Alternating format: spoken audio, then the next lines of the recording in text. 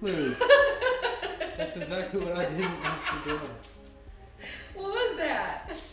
Alright y'all, so now that we have the car up in the air, I'm going to get the wheels off and start going at these old KYBs. Alright y'all, so what we've done so far is get the brake caliper out of the way by removing the two brake caliper bolts. Use zip ties to hang it up there on the strut tower bolt there so it stays out of the way and we can get to these two bolts here. It's a little dark, but there's two big nuts with bolts on either side. And I'm using the big wrench here. It's a 15/16 wrench to hold it in place against the frame rail. And I'm using a 13/16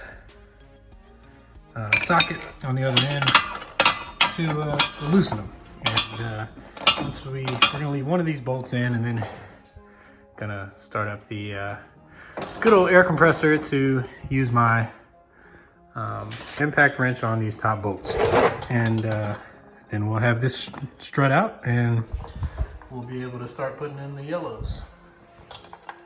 All right, so now that I've got my handy dandy impact, and I hope you guys can see me, yeah you can. We're gonna go ahead and take this top bolt off here.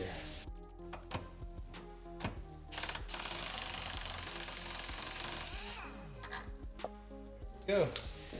And now the strut's free, we can push it down and take those last bolts off down bottom and we'll have our old strut out.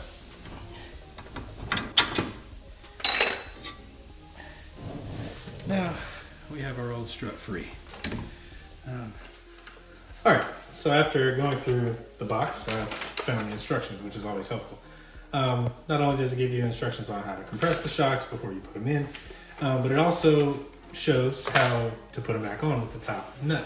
Now you saw before, I used the impact on these because if you look down here, it's just got this slot where, you know, if you didn't have an impact wrench, you could put a big flathead screwdriver or whatever and put a big wrench on this and go to work. Well, this makes it a little easier.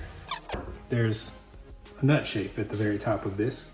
So you'll put your nut here and you'll tighten it down past this where you can get to it. And then instead of using the impact where you can possibly mess up your adjustment knob, you will put your wrench on here and use your other wrench to tighten it down. Probably should have done this in the first place, y'all, but having to take the sway bar bolts off,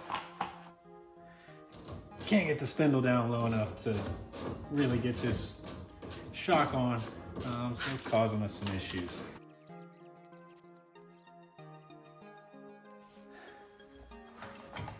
So as you can see, I have my jack set up here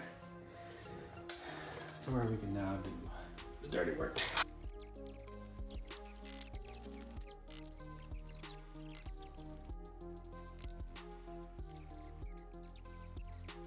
So now I'm gonna put my full weight on this. Get you guys up in here so you can see what we're doing. Tell me when. Jack just a bit. Just a little bit. And one more. All right. Stop. How much time?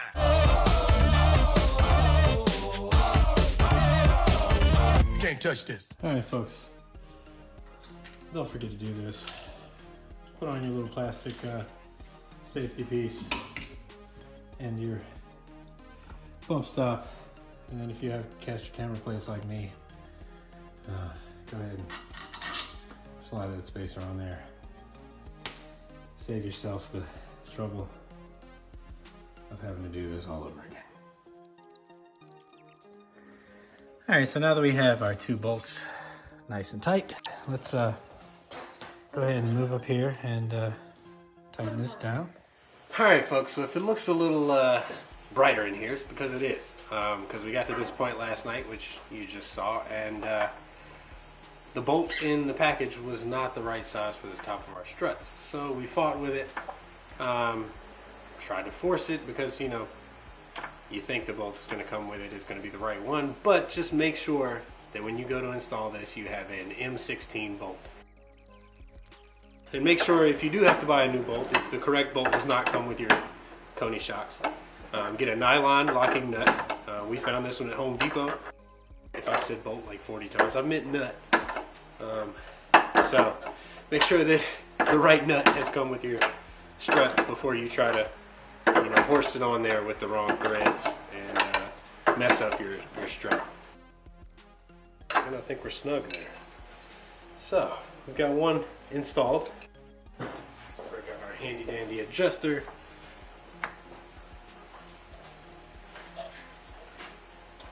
Everything seems to work.